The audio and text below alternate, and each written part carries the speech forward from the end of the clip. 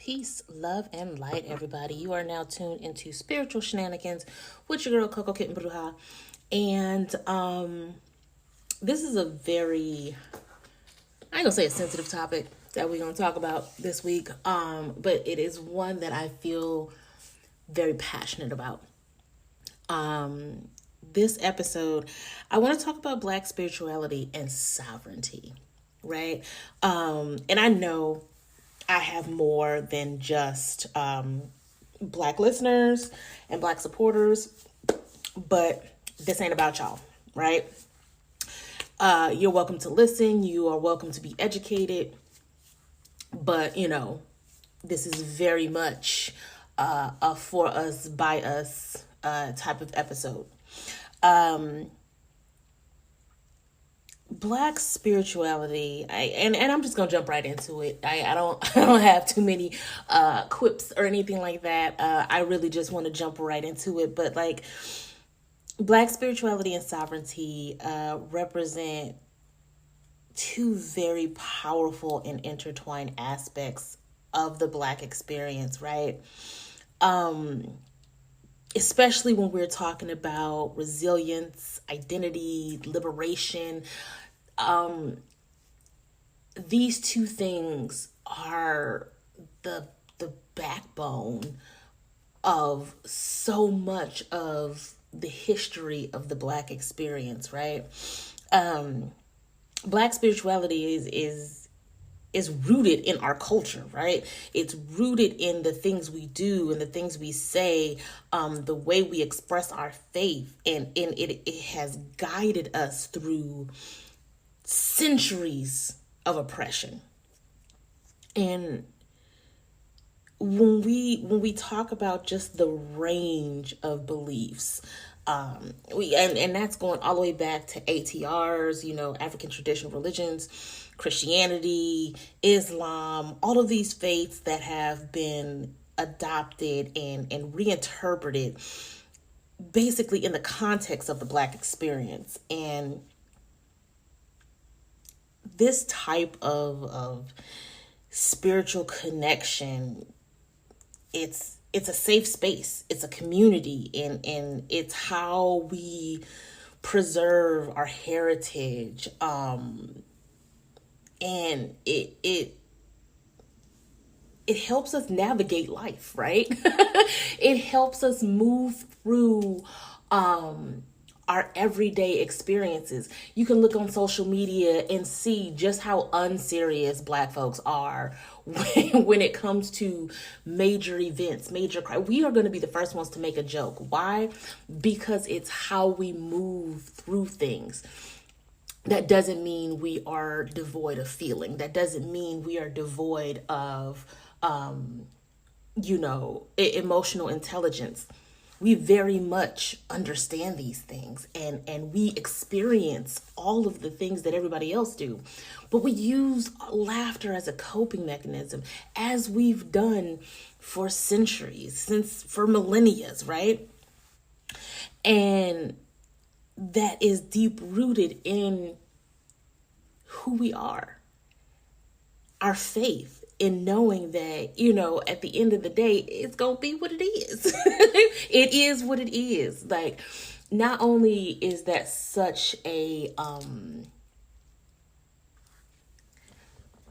it's such a powerful statement in itself, but it is something that we very much practice. It is what it is, right? So when we talk about sovereignty, on the other hand, now we're talking about self-determination, autonomy, and that's something that we've struggled with as a community, right?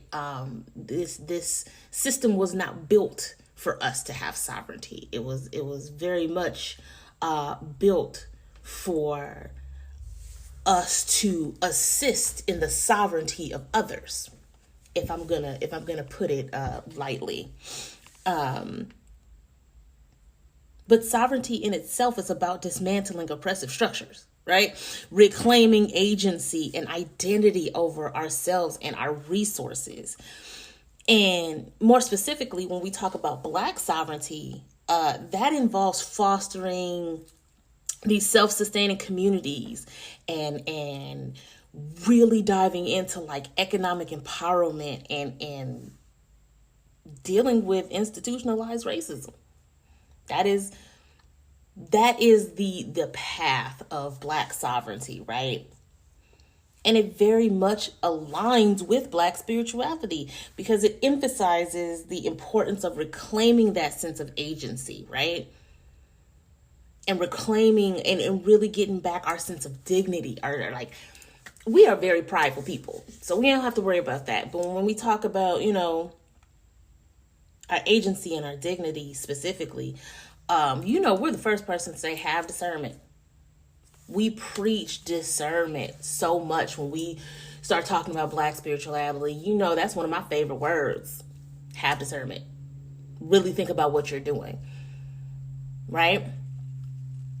So when we talk about the marriage of Black spirituality and sovereignty, it immediately creates this union of resistance and empowerment. Resistance to oppression. Empowering ourselves to focus on what gives us agency, what gives us the strength to do the things that we need to do for ourselves. When we talk about the way that we live for peace, the more that you focus on a life of peace, the more you start to understand your sovereignty. The more that you start to understand that can't nobody fuck with you. I am a sovereign being. There's nothing that you can say to me, do to me, that is going to change who I am. That is going to change the way that I give myself agency, right? I feel like it's through our spiritual beliefs that we seek and fuel movements to gain our sovereignty, like as a community, right? When you see a woman sitting in the street because she is protesting, she is creating sovereignty. I am a movement. I am going to sit here because I am tired of people who look like me getting gunned down by people who are hired to protect me. She is claiming sovereignty over herself. I don't know if you guys have seen that video. It was a very powerful video. But that's what sovereignty looks like. Having agency over yourself to say, I am going to create a movement by myself. If other people join me, that's great. But I am taking the stand and having governance and agency over me to say enough is enough. There are so many times where these movements are fueled by messages from our ancestors, downloads from spirit, all of these different things, right? Now, I'm not saying that this only happens through Black spirituality. Those who practice religion can and have created monumental movements to change the societal narrative, Just so we're clear, I'm not saying that you can't do this and be Christian. You can't do this and be a part of an organized structured religion. We just not talking about that right now. That's not what this podcast episode is for. So just so we're clear, right? Black spirituality and sovereignty are such connected concepts to me. Like, it's a closed Venn diagram, or at the very least, very, very closely. You almost have a perfect circle, in my opinion. Our culture has always and will always strive for self-governments. Because listen, we quick to say, who gonna check me, boo? That sentence right there is sovereignty. And I don't know about you guys, but the moment I started walking my spiritual path, the moment that I realized that I wanted more, I became unfuckwittable, right? When you start on your spiritual journey and you start to understand these concepts of sovereignty, start to understand the concepts of just how powerful you are through your faith, your ancestors, understanding your magic, understanding how manifestation works, you become unfuckwittable. There's a level of sovereignty that immediately envelops you that can't be described. And it's in that sovereignty that you learn how to move mountains, whether it's just for your life, the life of those you love, or if you want to take it further and start moving mountains on a global level, right?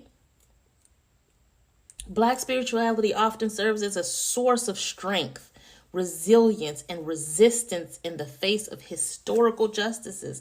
And I'm going to keep it a buck with you guys. I did write some of this down because, ADHD, I will absolutely go off tangent, and I really didn't want to do that. So if it sounds like I'm reading, I apologize, because I'm making sure that I'm hitting all of my points.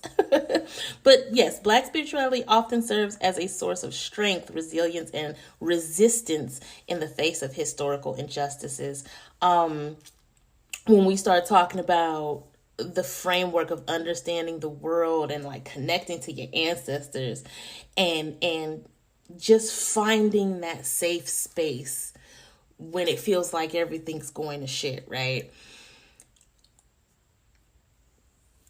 I tend to lean on my spirituality and my sovereignty a lot, especially when things are not as aligned to me as, I would like them to be. And there's there's empowerment in that, right? And it's like, we find all of these different ways to connect to our sovereignty, to connect to our spirituality, like music, dance, ritual, like all of these things are a conduit for expressing our identity and asserting that sense of belonging in a system that was not set up to make us feel wanted, to make us feel like we belong. We are creating that space through our beliefs, through our culture, and you can't deny it. It's being copied. It's being copied and pasted. It's being reproduced by the system who didn't want us in the first place. While frustrating, there is a sense of empowerment there. And when we talk about sovereignty, it extends so far beyond just political and social, right? It is literally a holistic approach to reclaiming agency and shaping your reality, shaping your destiny. Because you put that power back into yourself. You don't allow anyone else to use your power, whether it's for you or for them. You use your power for you. You reclaim your power for you. And so when we talk about Black sovereignty, that encompasses so much. Like when we think about the culture, when we think about financial self-sufficiency, right? Dismantling all of these barriers, these glass ceilings that they've tried to put us under. Black sovereignty is about getting to that future where we have full communities that participate in decision making and creating spaces that celebrates the wide range of the Black experience, right? That just sit with that for a moment and really think about what that looks like.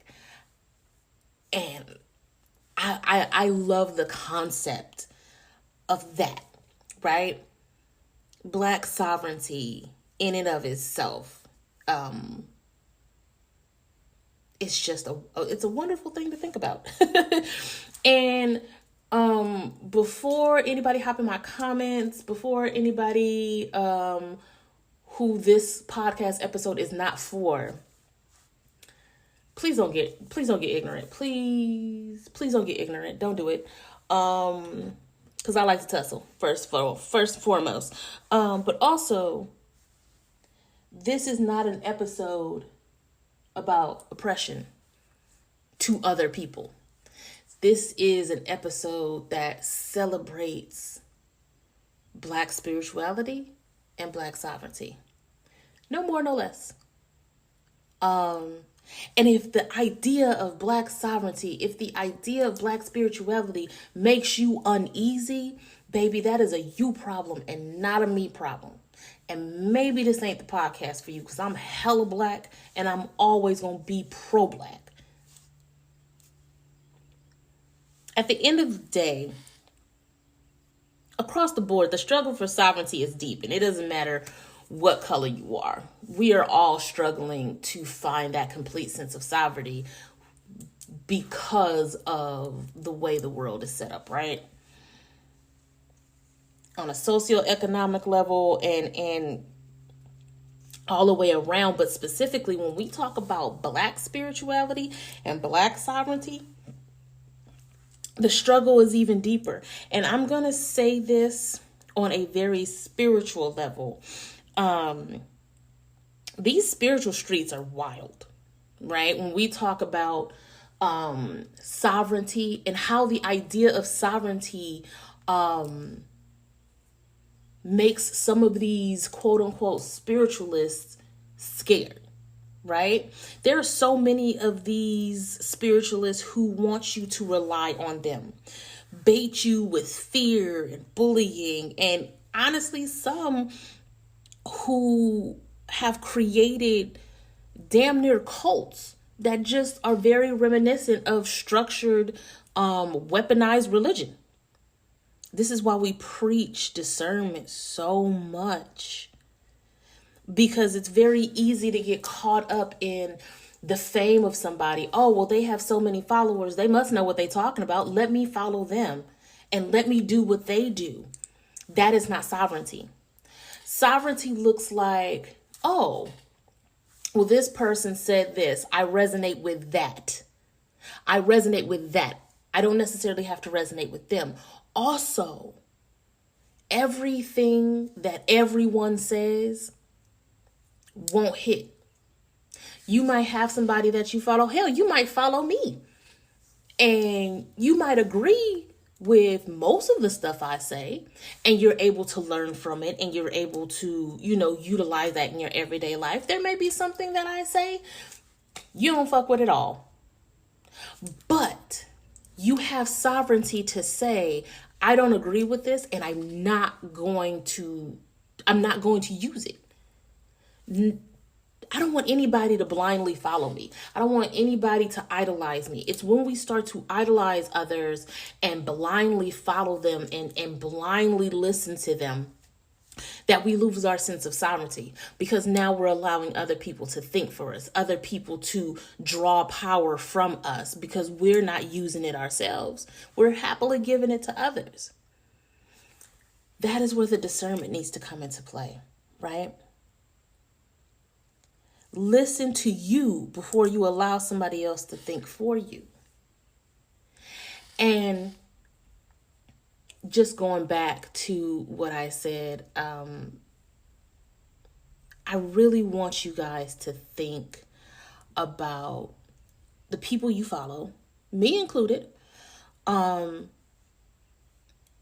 understand that we're all striving for the same thing. Some of us have more money than others. Some of us have more followers than others, but we're all striving for the same thing. Sense of agency, sovereignty, and understanding that we hold our own power. Some of us have a better concept of it than others, and this is even for my religious girls. If you're a Christian, if you are into ATRs, Islam, it doesn't matter. We should all have a sense of sovereignty. no matter where our faith lies, we should all have a sense of sovereignty. And I really just want that to be a part of the focus of this episode, not just to celebrate, Black spirituality when we talk about sovereignty, but sovereignty, period. Right? I kind of feel like I'm rambling now, so I'm going to cut it short. And I'm going to grab these cards and we're going to dive into this week's episode. This week's reading. Again, I'm using my Intuit Tarot, both for tarot and oracle. And let's see what's going on this week, guys.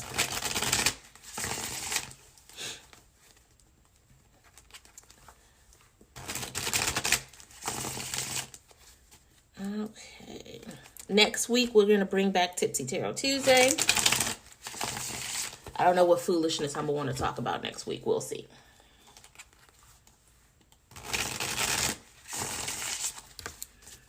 All right, Spirit.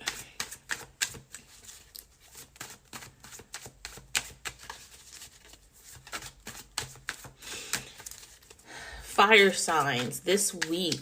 I want you guys to pay attention to your environment. Spirit is going to be telling you guys something. I'm seeing trees. Pay attention to the trees. Fire signs. That's really random and obscure. I don't have much more. They're not really good. I just see trees. I saw fire signs and I saw trees. Look for signs in the trees. All right. Ooh, we starting off with the Tower. But then we're going to the Ten of Cups. Six of Cups. The Queen of Wands. And the Four of Swords.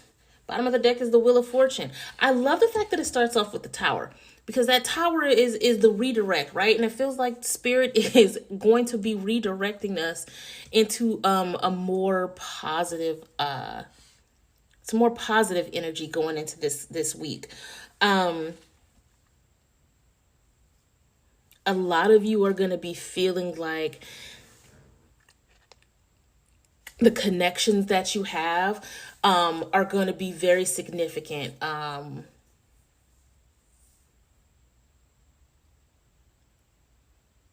keep seeing these trees, like a maple tree. I'm really stuck on these trees right now. Sorry. Sorry, guys. Fire signs, I don't know what y'all doing. Like, if y'all are going to be like out and about in parks or something like that, but pay attention to the trees. Like, look at the leaves, and there's messages in the trees for the fire signs. They are very serious about this right now. But going back to the cards, Spirit, let me focus on these cards. Hold on. This redirect, I feel like this past weekend was rough. And I feel like Spirit is now taking that energy, the release that you guys had over the weekend, and moving it into more about your connections, more about the people around you, the people you love. I feel like there's going to be a very tender, like a very funny moment between friends or like between family happening this week. One of those, like an inside joke type of moment. I feel like this is just making me happy. Like, there's going to be some inside jokes being made this week, some fun happening this week between you and the people you love. This Queen of Wands energy, my fire signs, really stepping in. This message that, oh my God, this message in the trees is almost like going to be a confirmation for what it is you're trying to do. For some of you, I want to say Leos, this message that you're going to get is going to help you make a decision. While my other fire signs, it's more so going to be a confirmation of what you want to do. I hope that made sense. But then we're also finishing out with this Four of Swords. Once you have that confirmation, just let it be. Let everything play out as it's supposed to. I feel like when you overwork something, it just kind of what do they say? A watch pot doesn't boil. That's what I'm getting with this Four of Swords energy. Just let it be. Once you've had your moment of fun and you've gotten your confirmation, just let it be, right? Because the bottom of the deck is the Wheel of Fortune. Everything is going to go into in your favor. Then we got the Six of Coins and the Ace of Swords. There's a lot of newness happening. There's a lot of feelings happening too with these cups, but also it wasn't until I looked at the Six of Coins mixing in with the Six of Cups. It's almost like somebody's going to have a kickback. I'm feeling like somebody's having a kickback, and there's just going to be a really fun time had at this kickback. And you're going to feel like that moment where you realize you're happy. I feel like a lot of us are going to come into that moment where we're hanging out and we're having a good time, and like everything's just flowing. You're going to be like, you know what? This is what happiness feels like. I feel happy. And I feel like that's the energy of this week, which I know me personally works. I could definitely use some of that. That's fire signs. I need y'all to calm down, because they are real serious about this message for you guys this week. I might have to do some elemental readings, because I just keep seeing the symbols for the fire signs and the trees, and like, I don't know, fire signs, y'all been annoying the hell out of Spirit, because Spirit is just like, can you please tell them to look at the fucking trees so they can calm down? Look at the trees. Everything you asking me for, look at the trees. Wild behavior. Let's get some oracle going.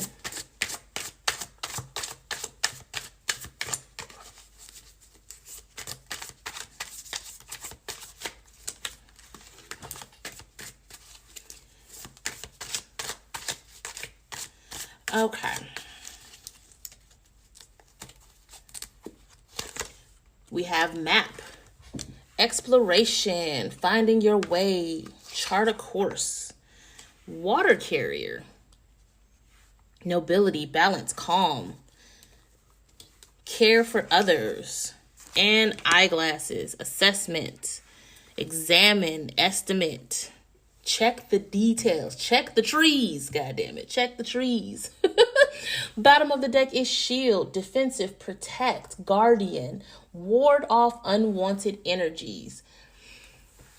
I feel like when we talk about these oracle cards, the map, definitely that redirection, right? You thought you were going one way and Spirit is redirecting you towards another way.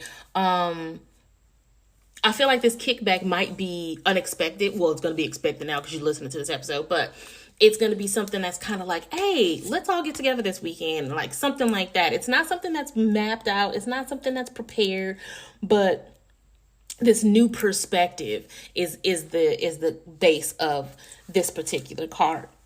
And when we move on to water carrier, I like the fact that it's over the Ten of Cups, the Queen of Wands, and the Four of Swords, because water can bring life, right? But it can also be a sense of place of relaxation when we talk about the Four of Swords. And then just really that humanitarian, that generosity. I'm sorry, guys. Like, I'm connected to the cards right now, but this is going to be very, very, very specific for a very specific fire sign.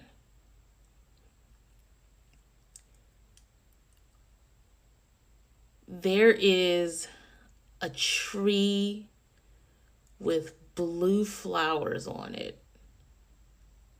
This is wild. There's a tree with blue flowers on it. It is going to remind you of somebody. That tree and that person that it is reminding you of. I keep hearing a gift. It's almost like this person that it reminds you of, there needs to be something presented to them.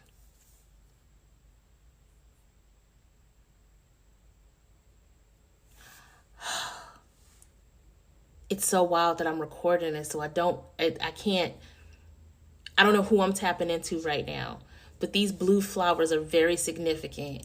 Um, it could be a bush or a tree, but there's these blue flowers that you're gonna see, and it's gonna remind you of somebody, and you're gonna get this overwhelming sense of I need to connect to this person in some kind of way.